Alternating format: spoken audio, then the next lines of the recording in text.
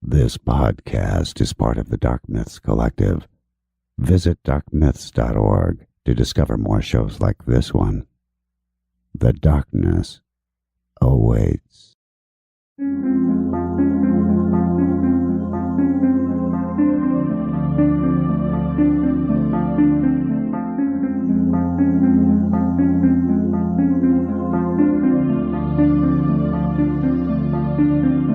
History tells the story of the world and of our lives.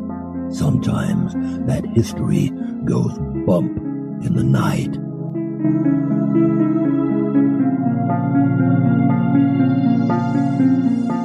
Broadcasting from the center of Oddity and the supernatural in Central Florida, it's the History Goes Bump podcast. Hello, you spooktacular people. Welcome to this 289th episode of the History Goes Bump podcast. Ghost Tours for the Theater of the Mind. I am your host, Diane. I end most of the episodes where I say, well, I really want to visit this place someday. On the location I'm doing on this episode, I have been there, and this is the Colosseum in Rome. This location was suggested by Anthony Ortiz. It is an amazing structure to behold. I look forward to sharing it with you. Obviously, a lot of bad stuff went down here, which makes a lot of bad juju, as we like to say. And when you have that kind of negative energy, usually there's some hauntings somewhere along the line, and we've got some hauntings going on here. Before we get into that, I want to welcome into the Spooktacular crew, Nathan, Nancy, Courtney, Vashti, Leslie, Linda, Amy, Gina, Megan, and Giovanni. Welcome, everybody. And now, this moment in Oddity.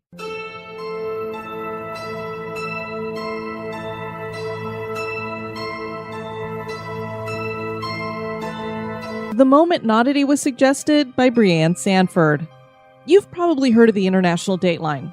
If you haven't, the International Dateline is an imaginary line that defines one day from the next and is located halfway around the world from the prime meridian, about 180 degrees east of Greenwich, London, and it zigzags from the North Pole to the South Pole.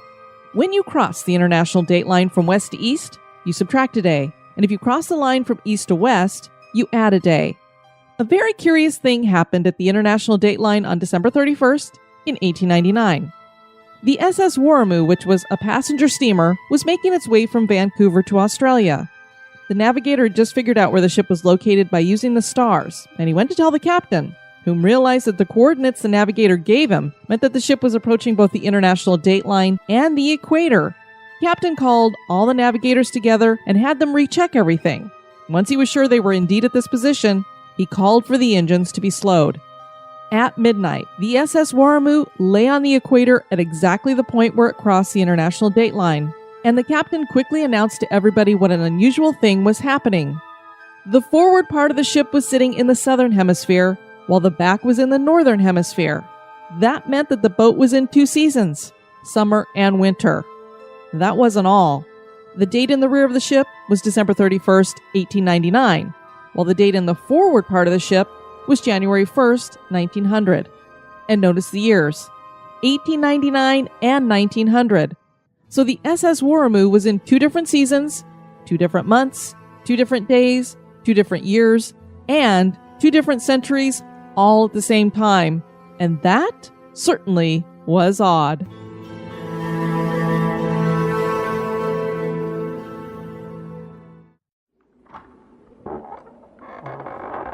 Welcome.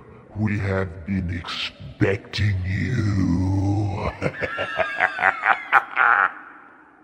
And now, this month in history.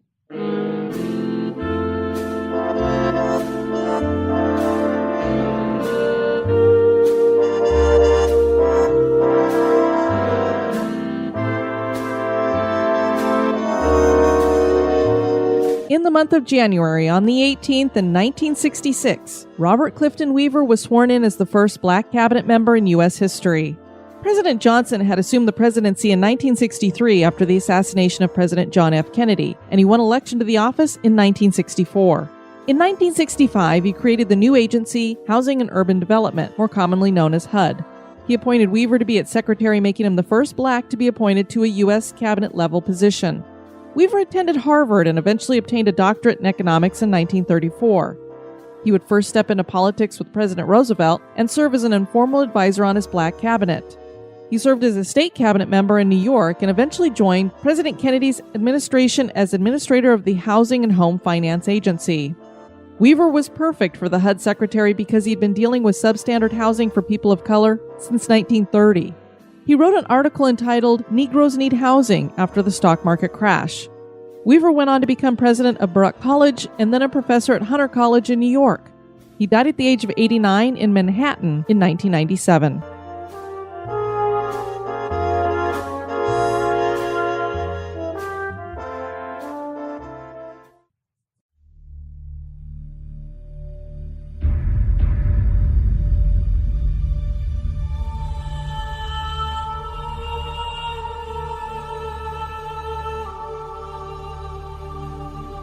Rome is a city that is believed to have had some kind of human existence within it for at least 10,000 years.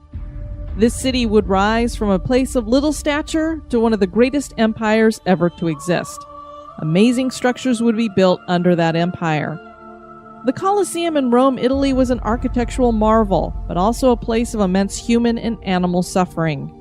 People would come from all over to witness amazing feats by human gladiators and to witness the tearing apart of other humans at the hands of wild animals. This was considered sport at that time, and the remnants of this activity and the residue left behind has imprinted spiritually on the Colosseum. Tales of hauntings are rampant, and this structure is said to be one of the most haunted locations in all of Italy. Join me as I explore the history and hauntings of the Colosseum.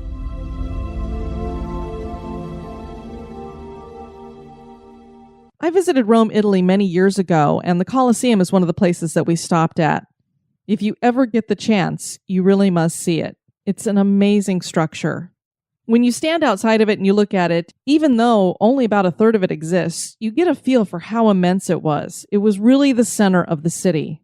And when you go on a tour, you get to go inside, and although the floor of it's gone now, and you can see down into where all of the tunnels would have been and the different trapdoors and such, there are, at least when I went, it could be different now. I don't know how much restoration they've done and such, but they had like a walkway where you could walk across and get a feel for what it would be like to be in that arena. For those of you who can do this right now and you're not driving, close your eyes for just a moment. Imagine that you've entered the arena. You can hear the cheers and the yells of the crowd thundering all around you. You can hear the roars and the cries of the animals that are below you.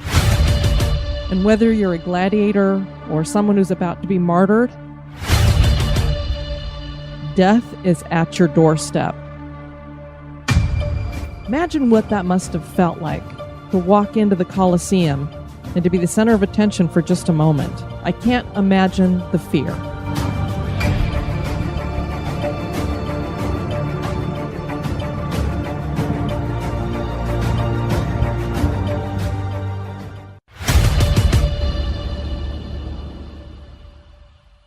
Before we get into talking about all of the elements of the Colosseum and the things that happened here, we probably should talk a little bit about Rome. Now, obviously, there's a whole podcast called The History of Rome, and I encourage you to listen to it. It's very good, so I'm not going to be able to cover the whole thing, but I'll give you a brief overview really quick. The founding of Rome is something of legend. The city of Rome is named for Romulus. Romulus had a twin named Remus. The legend around these boys is that their mother was Rhea Silvia, who was the daughter of Numitor, king of Alba Longa. Numitor's younger brother, Amulius, had deposed him, and he wanted to make sure that no grandchildren from Rhea could ascend to the throne, so he forced her to become one of the Vestal Virgins. The war god Mars was taken with Rhea, though, and he got her pregnant, with twins. This would be Remus and Romulus. When Amulius found out about this, he ordered the babies to be drowned in the Tiber River. A trough was made and placed on the river, but rather than sink, it floated away. It hit land where Rome would eventually be built. The legend then claims that the boys were suckled by a she-wolf and then fed by a woodpecker. Both of these animals were said to be sacred to Mars, so the thought is that he sent them to take care of his children. A herdsman eventually found them and raised them. The young men killed their great-uncle and restored their grandfather to the throne. The two founded Rome, and Romulus built a city wall. When Remus jumped over it, Romulus killed him. Romulus would go on to rule and then disappear mysteriously, leaving the Romans to claim that he had become a god. Now, of course, I preface this by saying this is a legend, and this is really what they talk about there in Rome. It's a very interesting legend, and let me just say that for me personally, I am one of those people who believes that the gods may not have just been something that the Romans were talking about. I believe that it's very possible that these gods, quote unquote, actually existed. I believe that there were giants and men of renown at one time, and maybe they had some kind of powers that they were able to do different kinds of things that made them different than the humans around them. And this is why they were worshipped like gods. Whether they were fallen angels or aliens or some other life form, I don't know. But I believe it's very possible that these, whatever these are, these gods that the Romans and also the Greeks would worship could actually have existed at one time. So, as I said, the legend's interesting, and you've probably seen an image of this she-wolf that's suckling these babes that are underneath her. It's very famous, and it's very well known in Rome, and they have statues of it all over the place. The truth of what actually happened in the building of Rome, though, is probably pretty boring, actually. There were a bunch of little villages, and they probably came together into this great city that eventually fell under the rule of kings. And kings ruled it for about 250 years. In 509 BC, an oligarchical republic was established. There was a lot of struggle between the aristocracy and the small landowners, basically the rich versus the poor. Rome would go to war over and over and conquer many areas, but internal strife would continue. Between 60 and 53 BC, the first triumvirate was formed that eventually would see Julius Caesar as sole leader of Rome, with a Roman Senate that generally opposed him. Caesar was assassinated, and his son Augustus would become the first emperor in Rome. Rome had grown from a small town to a powerful empire. Caligula, Claudius, and Nero would follow as emperors, and this golden era, as they like to call it, of Roman rule by emperors, would continue until 192 AD. Other emperors would follow, but Rome was in decline after that point. And by 410 AD, the bloated Roman Empire began its collapse. It really had a system that was broken and unsustainable because running Rome and all of the wars and all of the conquering that they were doing was far too expensive. They just couldn't pay for everything. What was left of ancient Rome is just ruins today. And among these ruins is one of the most magnificent man-made structures I've had the pleasure of visiting in person, and that is the Roman Colosseum. One of the things that's just amazing when you walk around Rome or any of those cities over there is just how ancient they are. Americans, we just don't have a lot of old stuff here. So you go there and you're walking down those roads and you're just seeing the ruins there. And it's like, some of these structures were here for hundreds and hundreds and hundreds of years. And I have a really cool flip book. I shared some of it with the executive producers, and what it has is like what the ruins look like today, and then it has a little flip page that you can put over it that shows what it had looked like in its heyday. So you get a feel for the original and what it is today, and it's just amazing how much of the immense structures that used to be there are completely gone today and just have basically a footprint. The Roman Colosseum was officially known as the Flavian Amphitheater. The name Colosseum is thought to have been derived from a gigantic bronze statue of Nero that was adjacent to the amphitheater and known as Colossus. And for those who don't know, the word amphitheater described the shape of the Colosseum. Most theaters were not in the round, they were semicircular. An amphitheater was the bringing together of two theaters to make this circular shape. The Colosseum was commissioned around AD 70 to 72, somewhere around there, by Emperor Vespasian of the Flavian dynasty as a gift to the Roman people. Emperor Vespasian came into his emperorship after Nero. Nero had committed suicide, and a civil war broke out after that because there was a lot of men who wanted to take power, and Vespasian was the eventual winner of all that. He was a very different man from Nero. A lot of people were very different from Nero. He was pure evil as far as I'm concerned. He was a man who was into decadence, and he was narcissistic, and it was just about him.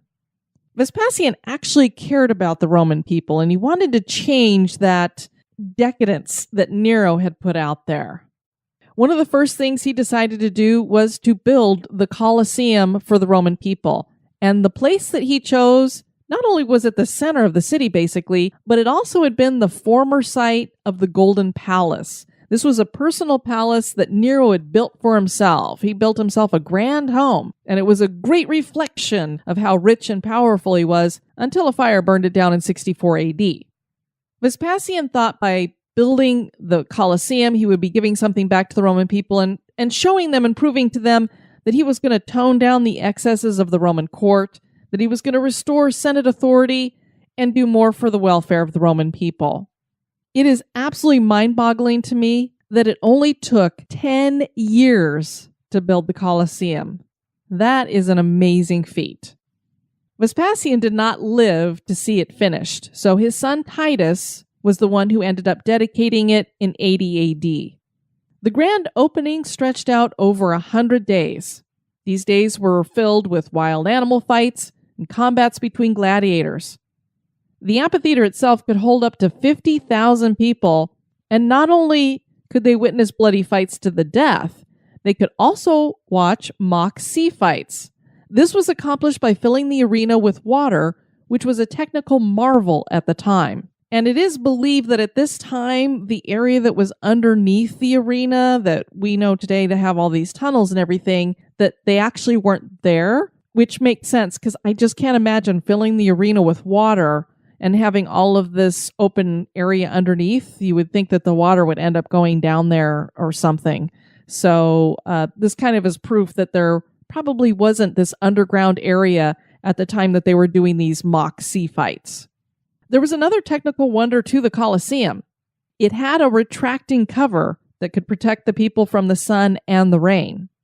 I know we have some arenas in America that have retractable roofs, so this is something that goes all the way back to 80 AD.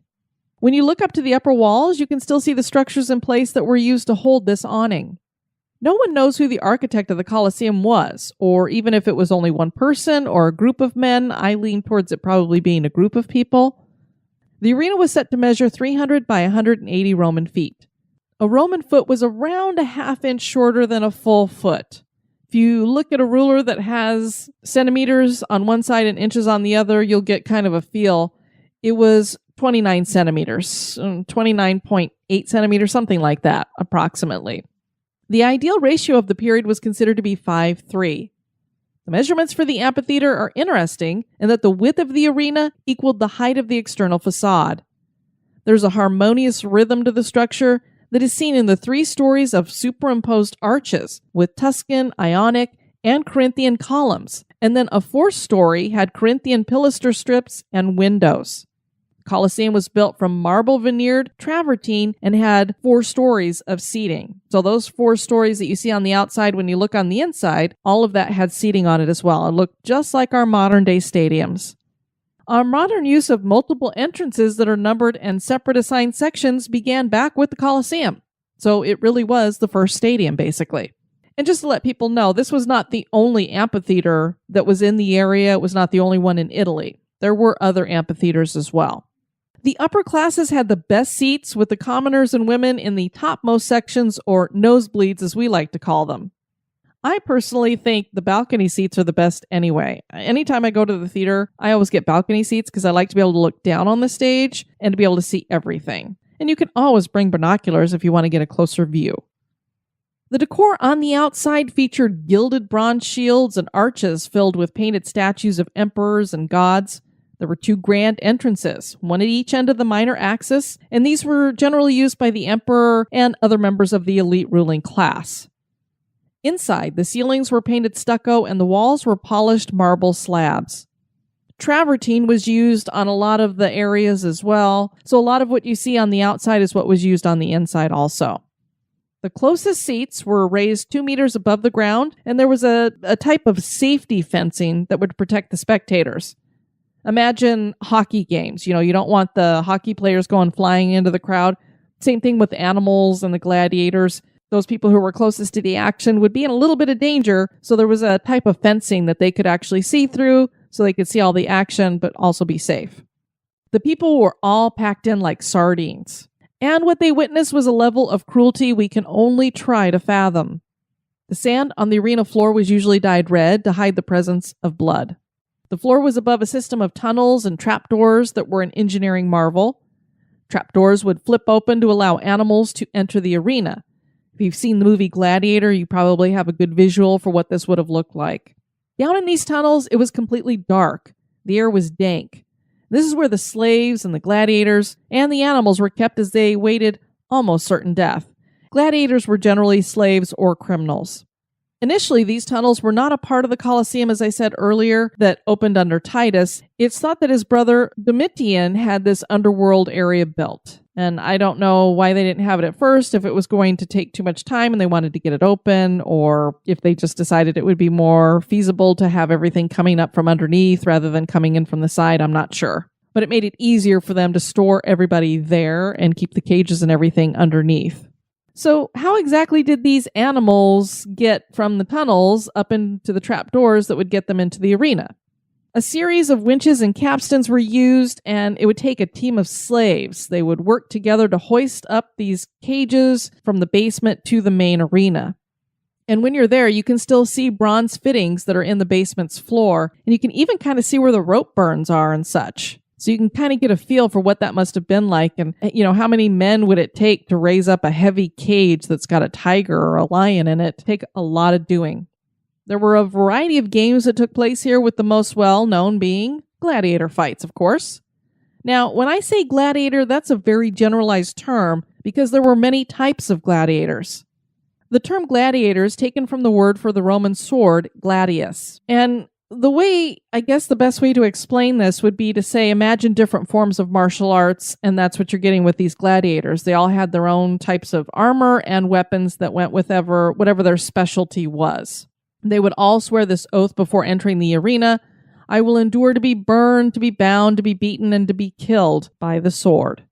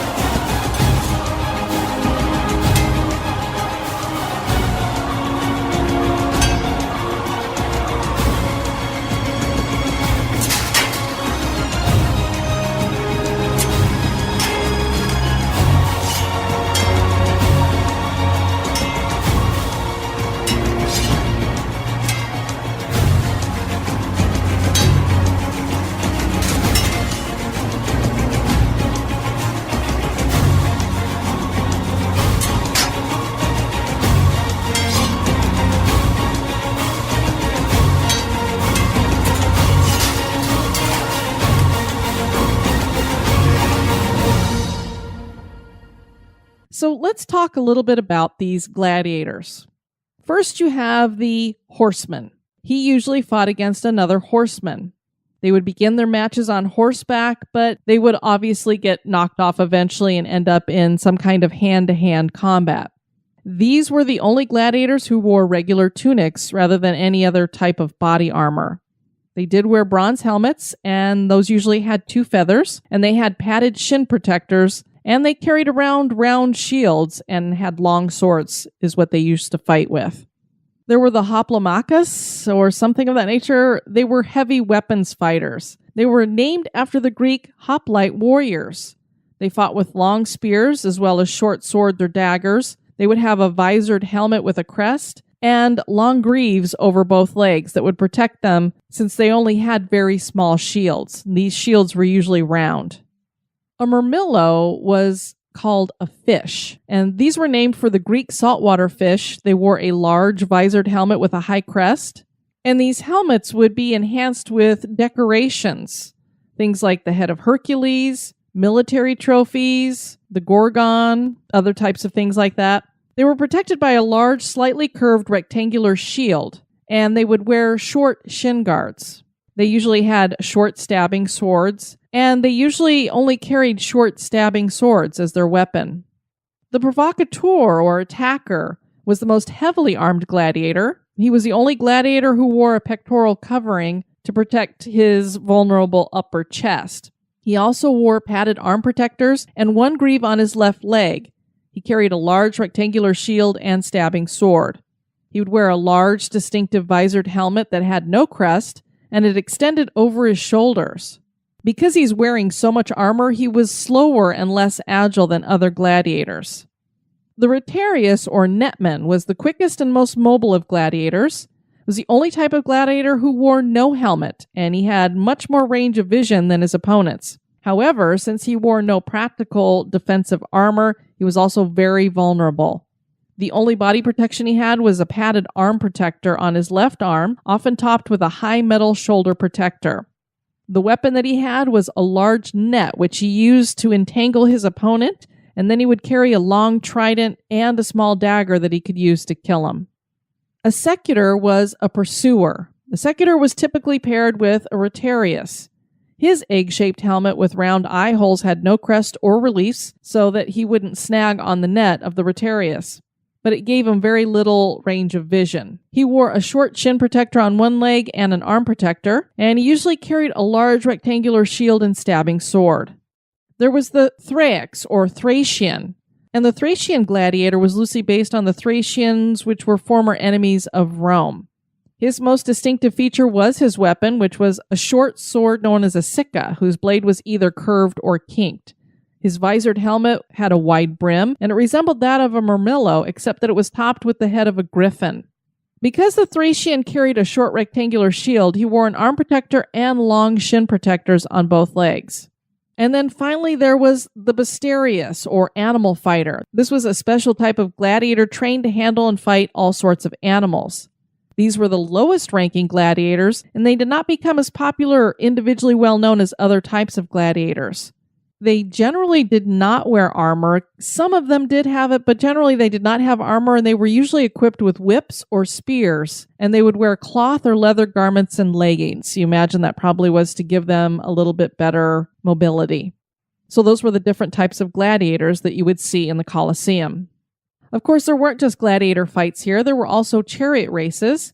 They weren't as often conducted in the Colosseum. Much of the time they were staged out at a place like Circus Maximus, but they did occasionally have them here.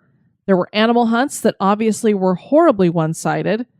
There were dangerous animals such as lions, tigers, bears, elephants, leopards, hippopotamuses, and bulls, so they had a chance to defend themselves, but defenseless animals were also used, and these included deer, ostriches, giraffes, and even whales. I don't know how they accomplished that, but you can imagine how defenseless a whale would be. There's no fight there at all. At least an ostrich could run, a giraffe could run, a deer could run, but a whale? There's no chance. Hundreds, sometimes even thousands of animals were butchered in a single day. Another main event at the Colosseum was the killing of Christians. The Romans were polytheistic and didn't like the religion of the monotheistic Christians. The other problem that you had here is most Christians would not bow to the power of the emperor, so you didn't like that much. Christians would be arrested and brought to the arena, where they would be placed out in the open and await attacks from wild animals that were unleashed on them. Sometimes they were shot with arrows, sometimes they were even roasted over a fire. The Colosseum had a long run, being used for nearly 400 years. After it stopped being used, it fell into disrepair, and parts of it were dismantled over time to be used as building materials. Stones from the Colosseum can be found at the cathedrals of St. Peter and St. John Lateran, the Palazzo Venezia, and the defense wall on the Tiber River. Today, there's only about a third of the original structure still intact, as I said, and the main reason for even what is left to still stand is because the Catholic Church protected it. This was considered a sacred place since so many Christians were martyred here. The cruelty and death that happened here has left behind a myriad of emotional residue and probably attracted negative entities. And that makes for a good environment for hauntings. 400,000 people died here and probably 1 million animals. Those animals can be heard today through disembodied growling. There are other unexplained sounds like those of a crowd of people cheering and yelling. There are disembodied screams and the sounds of gladiators battling. Night guards claim to hear weeping in the vault area, and it is the vault area that is supposedly the most active of all the places in the Colosseum. There are plenty of full-bodied apparitions here too. One of the most popular is a Roman soldier that still guards the Colosseum. He's seen in full armor and holding his shield. The weird thing about him is that he is colorless, save for his shirt, which is red. Spirits have also been seen walking up and down the stairs, and several visitors and staff claim to see people sitting in various seats around the arena. And several have been seen and heard in the tunnels, some of whom look like gladiators waiting to come out to fight and probably die. And there are those who claim to have been touched. Some of them say that the touch feels like a shove or a push. And there are cold spots, even in the middle of August. One area that's notorious for cold spots is where the Romans used to place their bets on the outcomes of the various competitions. Are these actual ghosts and spirits that are there? Or is a lot of this just residual that people are seeing? I haven't heard of anybody having an intelligent type conversation or interaction with any of these spirits, so I tend to lean towards these being residual. One of the things that definitely seems to be residual are combats going on between gladiators, as if they are reenacting their final moments in combat. And there are invisible chariots that seem to rattle and race across the sand that used to be here. All of those seem to be locked in time in some way. So much pain breeds emotional residue. Fear feeds the negative. Did the fear and pain and death leave behind hauntings? Is the Colosseum haunted? That is for you to decide. Obviously, Rome has several ghost tours there, and they even have vampire tours, which I was unaware of until I Googled it. So I guess I do need to return to Rome, not necessarily to visit the Colosseum, but to go on a ghost tour, because I didn't do that when I was there. I want to invite you guys to check out the website at historygoesbump.com, and if you want to send me some feedback, you can do that at historygoesbump@gmail.com.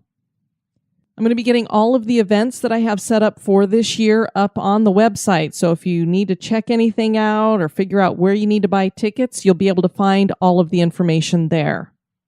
I did get an email from Nicole.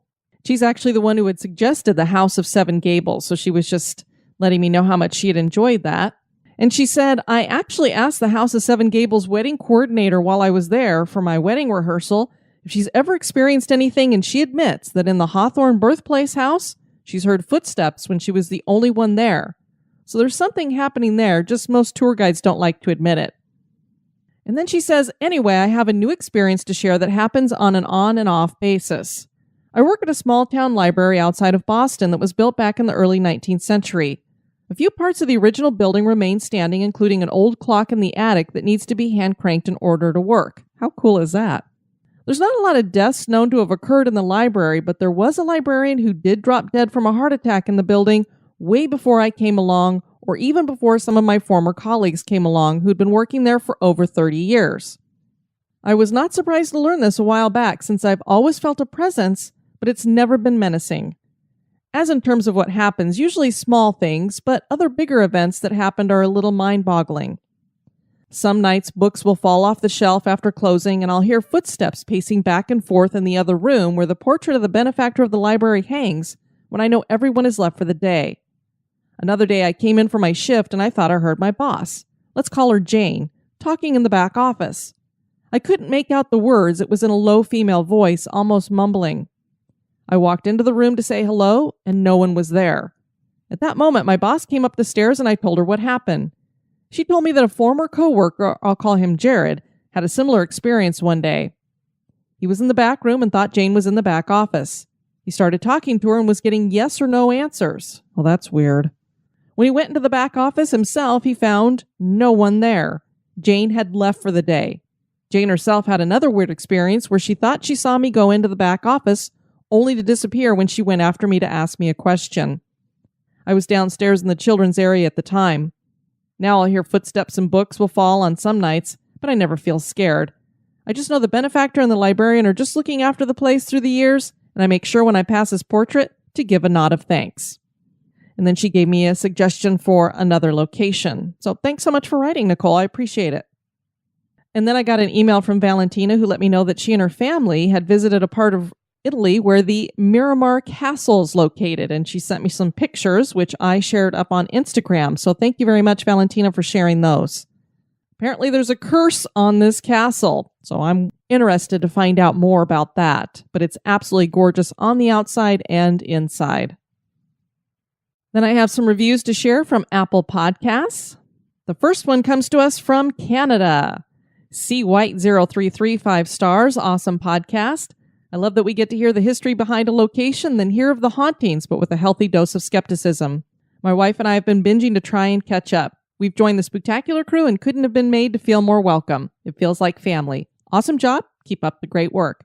I have a feeling this is Chris. Thank you so much for leaving that review, Chris. Greatly appreciate it. And I love having you and your wife as a part of the Spooktacular crew. We really are just one big happy family.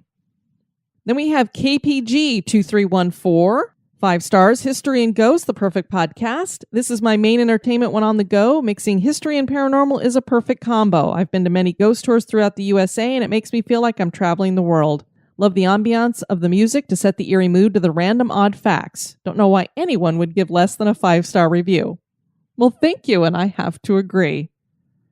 And Natasha 08, informational with just enough supernatural, 5 stars. I found this about a month ago and have been binging it ever since. I absolutely love it. I'm not someone who's ever been able to watch or listen to anything creepy when the sun goes down, and I stay away from any horror film or show. Having worked almost a decade in healthcare, I've had all kinds of experiences, from objects being thrown across a room, disembodied screams, to having a feeling of such unease and heaviness fall over me that it held me in place. I try to keep my entertainment lighthearted. That being said, I love anything doing with history, and I'm always looking for new information to absorb. The nuggets of history in this podcast are enough to make me overlook the creepiness to keep coming back. Well, I'm glad that you keep coming back, and you know I want to hear more about those experiences you've had, Natasha. Thank you to everybody who has left reviews. A lot of you piled in there, and I greatly appreciate it. I want to thank you guys for tuning into this episode. I've been your host, Diane. You take care now. Bye-bye. This episode has been brought to you by our executive producers. Dispatches from the Grave Digger. Mort and I would like to welcome into the cemetery Soap Bartholomew, who will be getting a spot on the niche wall. Nicole St. Pierre, who's going to be getting a marble headstone. Valentina Vanica, Rachel Hoare, and Lynn Spivey, you will all be getting a chest tomb. And I want to thank Taylor Grimm and Chris White for increasing your donations. Taylor's going to be moved to a marble headstone, and Chris, you'll be moving to a chest tomb. And now we have some more eulogies by Mort. Eulogies by Mort. Krista Klein had lived in Virginia Beach, but now she's within the Reaper's reach. She supported HGB for 2 years and more. History and ghosts she liked to explore. My next eulogy is for Cindy Pierce. That name makes me think she was fierce. She supported the show a long time. I'll have her buried before dinner time. Jennifer Larson supported HGB for 1.5 years. For her, I'll cry some monster tears. She's going to go in this vault. Wanna see me do a somersault? Kevin Vale lives in the crossroads of America State. Now he'll see what after death awaits. He took great photos of his dog. I'd like to get a pet hedgehog. This poem I write for Barb Niles Barrett. She was a woman with a lot of merit. She had supported the show for over a year. With her, I wish I had shared a beer. Annie Corredio lived in the city of Eugene. Of ghost stories she was quite keen. Libra and favored balanced scales. I hope she's not disturbed by spiritual wails. Laura and Craig hosted the podcast Spectral Asylum. They examined all members of the odd phylum. They lived on the spooky Emerald Isle. I think I'll rest on their graves a while.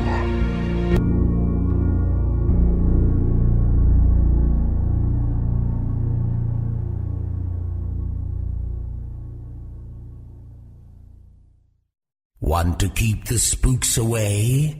Give us a review.